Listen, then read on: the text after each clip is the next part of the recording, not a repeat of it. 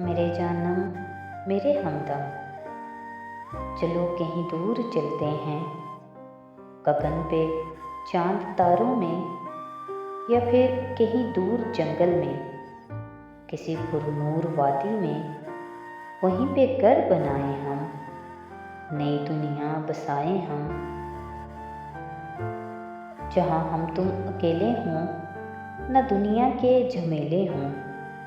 तुम्हें देखूं, तुम्हें सोचूं, तुम ही तुम हो और एक मैं हूँ। जहाँ दिन रात रोशन हो खुशियों से भरी सुबहें, हो पूरे चांद की रातें, अधूरी अनकही बातें। कभी समझें, कभी बूझें, कभी खामोश हो जाएं, तुम्हें तकते ही रह जाएं। बस एक तुम हो और एक मैं हूँ। कभी जो मैं बिखर जाऊं, अकेलेपन से घबराऊं, तो मेरा हाथ थामो तुम, मुझे फिर से समेटो तुम।